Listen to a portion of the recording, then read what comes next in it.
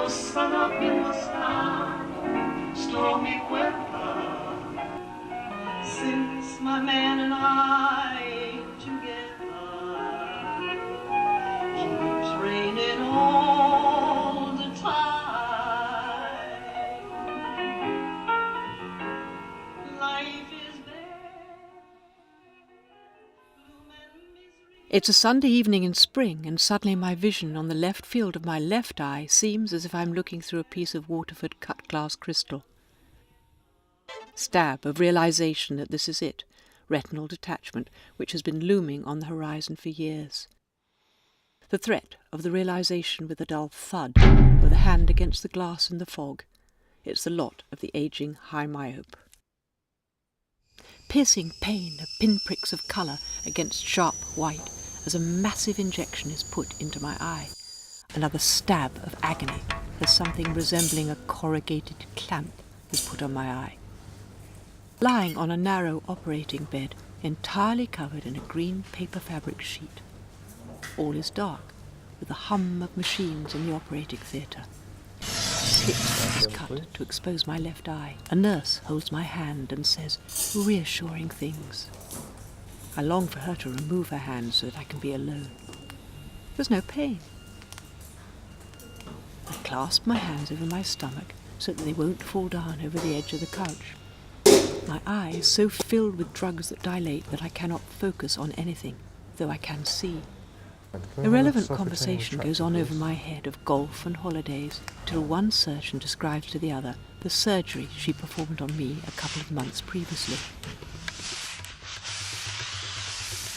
Very bright light into my eye.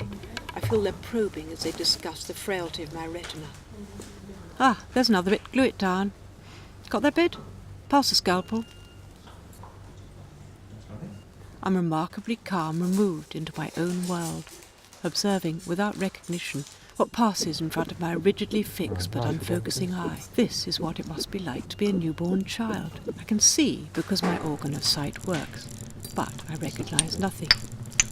These images are like a fabulous picture show, a movie which passes in front of me, building up into glorious abstract images. Initially, the colour is predominantly blue. The logical part of me knows that this is probably the colours of the surgeons' hats and the nurses' gowns. But it's a landscape, a seascape, a moonscape of incredible beauty.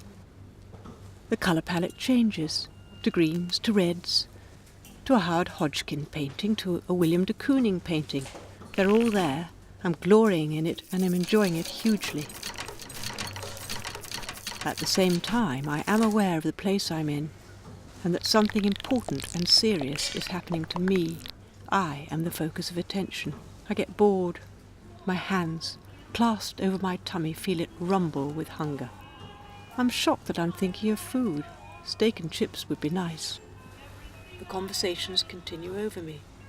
I realise that I'm just an eye which is visible through a green cloth, and that the rest of me might just not be there. The movie show continues. A needle flashes past. Point. I see the vessels at the back of my eye, first black threads on red, and then after images of them. I feel sharply with my vision every probe that's made. Inside me I start to panic, but will myself to stay calm. I feel mounting terror which climaxes.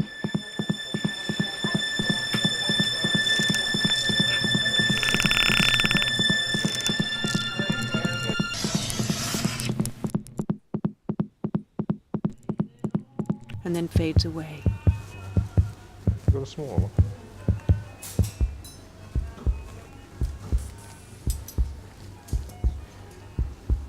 Movement accelerates around me, and then blackness. It's now 2¼ hours later, and the movie show's over, and the nurses are murmuring reassuringly. The surgeons say, "That all went well," and with a snap of their rubber gloves, they seem to leave the theatre. My green shroud is removed, and I can see with my other eye. I sit up. I feel very well and very hungry. I am escorted back to the ward, where a truly revolting lunch of baked beans and half-cooked sausages await me. I eat.